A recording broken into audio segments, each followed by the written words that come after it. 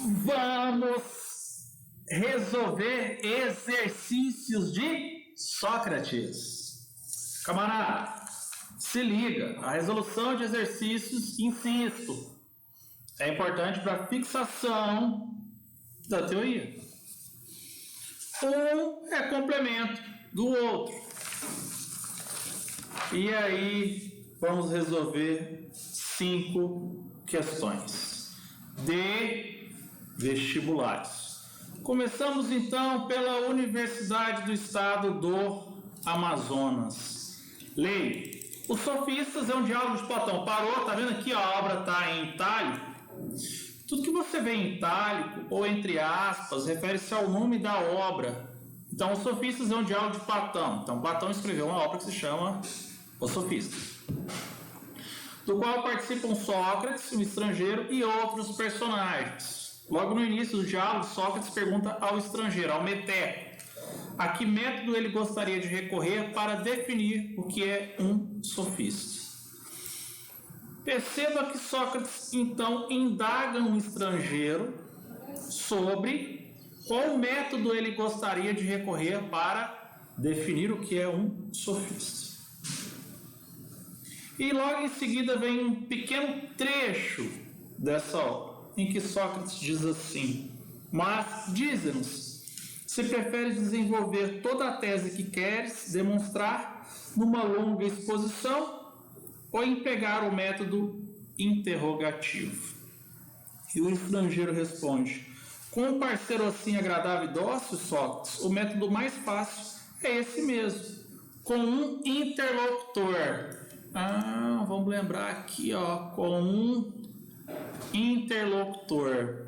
Legal, ou seja, uma outra pessoa com quem ele conversa. Do contrário, valeria mais a pena argumentar apenas para si mesmo. Legal. Perceba que logo em seguida vem o que a questão está exigindo. É correto afirmar que o interlocutor de Sócrates escolheu, do ponto de vista metodológico, adotar. Ele precisa definir o que é um sofista. Sócrates pergunta a ele a que método ele gostaria de recorrer. E está aqui. A que método esse texto se refere? E aí ele diz assim: a dialética que une numa síntese final as teses dos oponentes, dos competidores, dos adversários. Talvez, né? Porque Sócrates utiliza como método a dialética. Item B. A maêutica. Ele também utiliza a maêutica. A maêutica significa a arte de trazer à luz ideias que são verdadeiras. Então já tem 2 possíveis respostas. Item C. O dualismo, que resulta no ceticismo sobre a possibilidade do saber humano. Bem, se a gente for pensar a teoria do Sócrates, nós não trabalhamos com a ideia de dualismo e nem de ceticismo. Então esse item aqui ele está incorreto.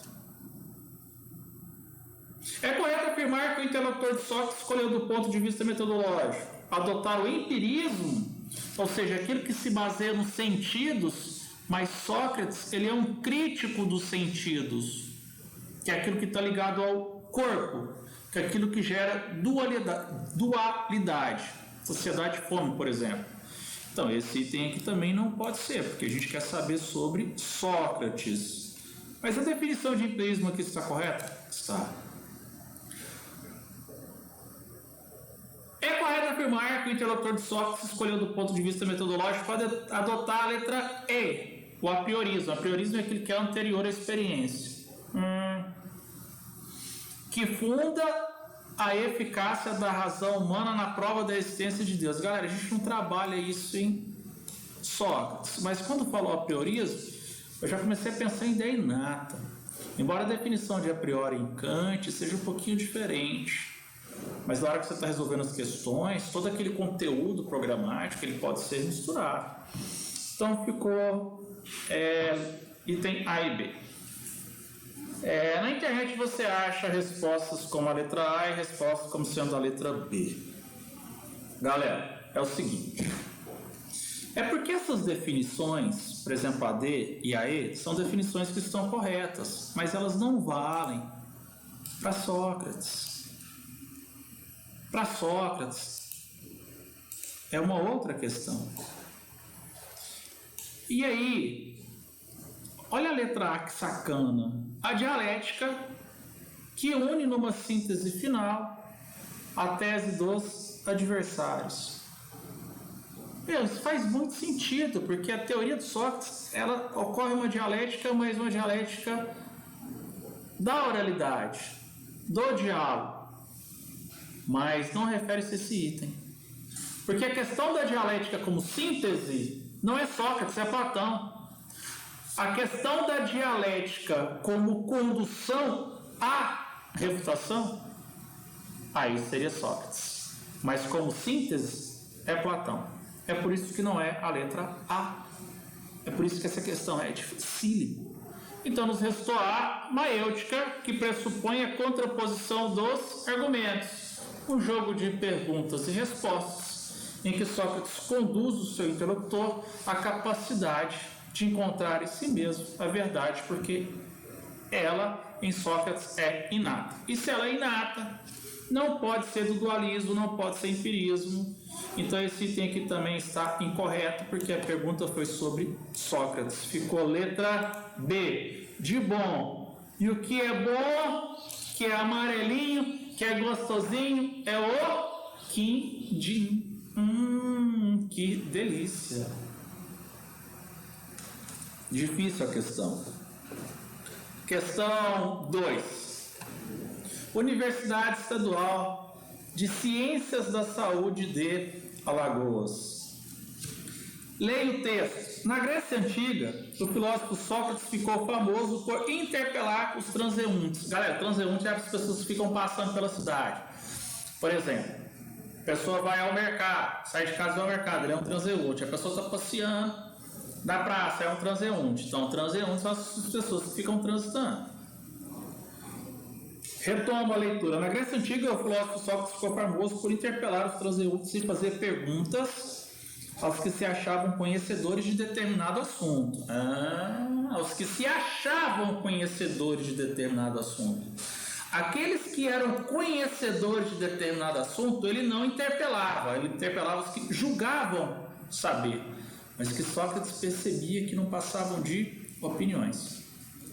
Mas durante o diálogo, Sócrates colocava o interlocutor em uma situação delicada, levando-o a reconhecer sua própria ignorância. Opa, calma aí.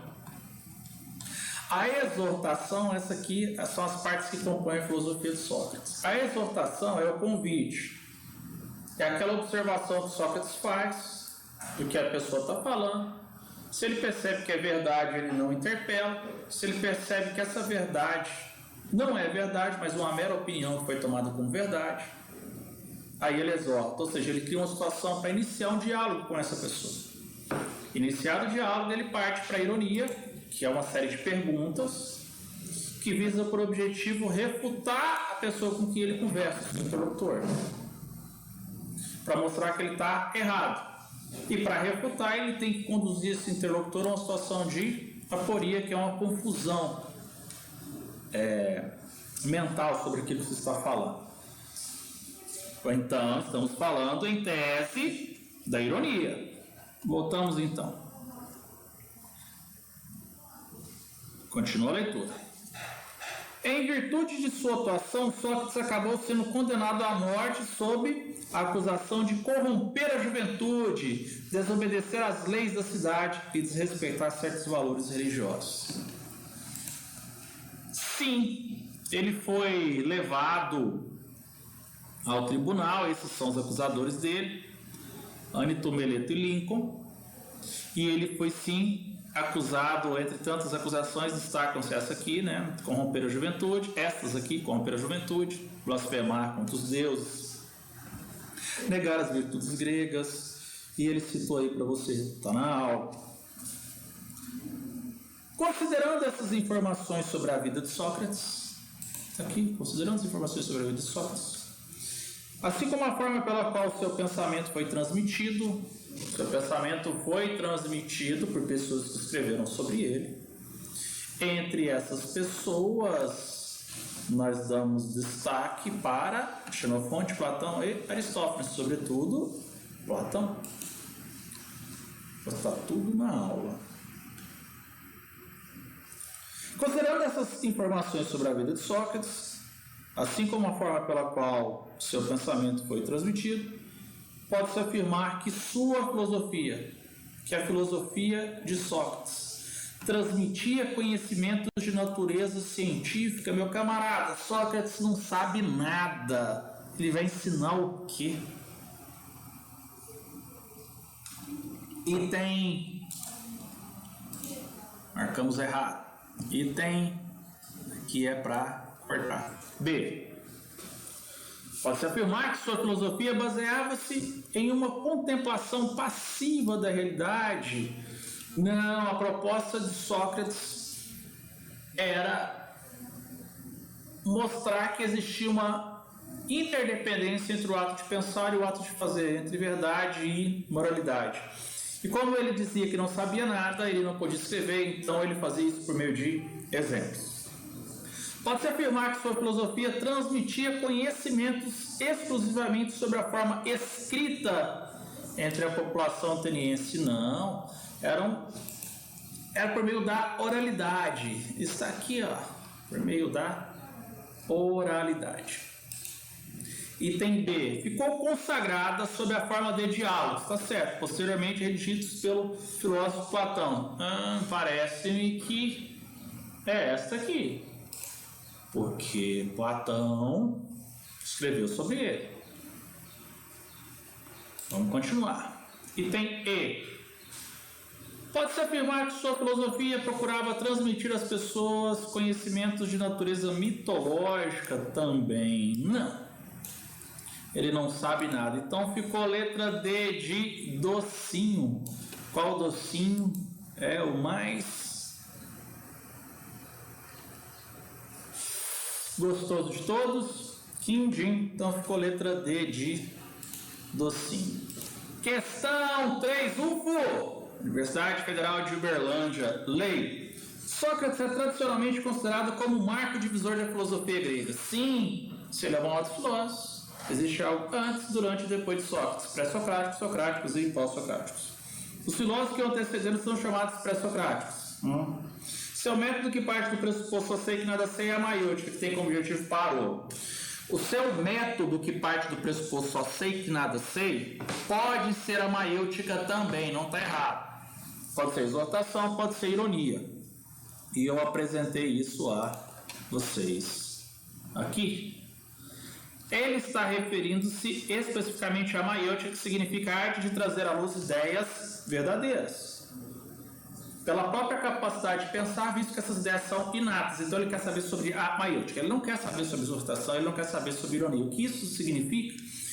Que os itens podem estar todos corretos, mas não significa que eles referem-se à maiútica. Então atente-se a isso.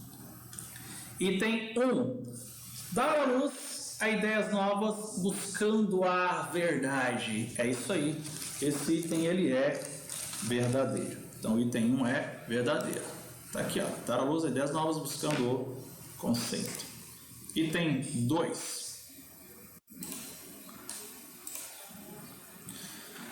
Partir da ironia, reconhecendo a ignorância até chegar ao conhecimento. Então, vamos ver. A maiêutica, ela vem depois da ironia. Então, ela parte da ironia. Primeiro a ironia, depois a maiêutica. Então, ela parte da ironia. Perfeito. Então, está correto. Partir da ironia, reconhecendo a ignorância até chegar ao conhecimento. Verdadeiro. Item 3. É função da maiêutica encontrar as contradições das ideias para chegar ao conhecimento? Não. Isso não é função da maiêutica, isso é função da ironia. Por isso que eu chamei a sua atenção. Porque todos os itens podem estar verdadeiros, mas não significa dizer que eles referem-se ao conceito de maiúsculo, como é o caso. Se o item 1 e 2 é verdadeiro e o 3 é falso, a gente achou a resposta. A resposta é a letra A de amor. E o que a gente ama de paixão? Quindim. Item 4, trazer as ideias do céu à terra. Não, isso não tem nada a ver com a filosofia do Sócrates.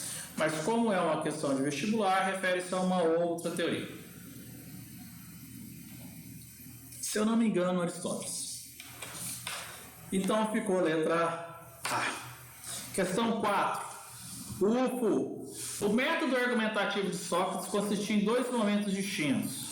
Dois momentos distintos, pode ser 3. Ele falou em 2. Na outra questão ele falou 1. Tá. Correto. A ironia e a maiúscula, ele está considerando esses dois. A primeira parte é fazer a pessoa reconhecer a sua ignorância. A segunda é ensinar ela a pensar corretamente. Então, vamos lá. Sobre a ironia socrática, ele quer saber então somente sobre a ironia socrática. Se liga, todos os itens podem ser verdadeiros, mas atente-se sobre o que está perguntando. Item 1. A ironia tornava o interlocutor um mestre na argumentação sofística? Bem, você não precisa ter conhecimento da ironia, basta ter um conhecimento geral de Sócrates para saber que ele se opõe aos sofistas. Então, o item 1 é falso. Se o item 1 é falso, meu camarada, já eliminamos a letra B.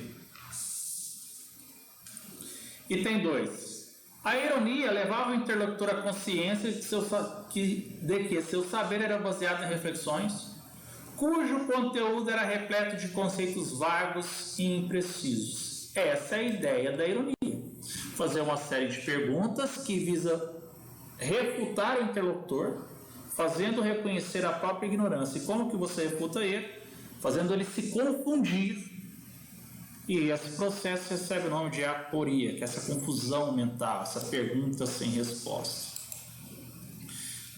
Então o item 2 é verdadeiro. Se o item 2 é verdadeiro, a gente acha a resposta. Mas vamos continuar. Item 3. A ironia tinha um caráter purificador, à medida que levava o interlocutor a confessar suas próprias contradições e ignorância verdadeira. A ideia da ironia é fazer a pessoa reconhecer que ela está errada. O item 2 e 3 são verdadeiros. Já sabíamos que a resposta é a letra D de docinho, que é o docinho mais gostoso do universo, é o quindim. Mas vamos entender o item 4. Quando Sócrates refuta seu interlocutor, ele faz isso no meio das pessoas. Esse interlocutor, essa pessoa que está conversando com ele, ela pode ter diferentes reações. A reação mais comum é ela se sentir humilhada, mas há aqueles que agradecem. E aí ele diz assim, a ironia tinha um sentido depreciativo e sarcástico da posição do interlocutor, ou seja, como que o interlocutor vê a ironia. Esse que se sente humilhado, ele tem uma visão depreciativa e sarcástica sobre a ironia? Sim, tinha um sentido depreciativo e sarcástico da posição do interlocutor que se sente humilhado. Mas a questão é, para Sócrates é isso? Não, então esse item está incorreto. E aí eu dou um passo para pensarmos de uma outra coisa. O sentido depreciativo e sarcástico não é para todo interlocutor. É para boa parte deles, mas não é para todos. Então perceba que a gente consegue identificar que esse item está falso por duas razões. Primeiro, porque eu tenho que pensar em Sócrates. Pergunta sobre Sócrates. E segunda, nem todo interlocutor vê sentido depreciativo e sarcástico naquilo que Sócrates faz. Alguns, inclusive, abandonam a sofística e passam a segui-lo. Por fim, a gente encerra a última questão. Vamos lá. A passagem abaixo do diálogo platônico Protágoras com sofistas, refere-se ao procedimento adotado por Sócrates. E o Sócrates diz a Protágoras na obra Protágoras: Meu objetivo é examinar a proposição. O que é proposição? É conhecimento, tudo aquilo que pode ser colocado verdadeiro ou falso. Meu objetivo é examinar a proposição. Muito embora possa acontecer que tanto eu que pergunto, como tu que respondes, acabemos por ser examinados. Escolha a alternativa que expressa corretamente o pensamento de Sócrates, no contexto geral. Pensamento de Sócrates. A filosofia socrática consiste no exame de proposições. Ele falou isso, está certo. Com o fim de demonstrar que a virtude é relativa. Essa ideia de relativismo é dos sofistas. É isso que o Sócrates vai combater. E essa ideia de combater esse relativismo vai ser seguida aí por Platão e Aristóteles. Aí completa, pois o homem é a medida de todas as coisas. Essa citação aqui é do Protágoras, não é do Sócrates. Então esse item aqui está falso. Item B. O exame socrático não é somente um exame do conhecimento, mas o modo de testar a vida e o modo de viver dos seus interlocutores. É esse aqui, a letra B. Como assim?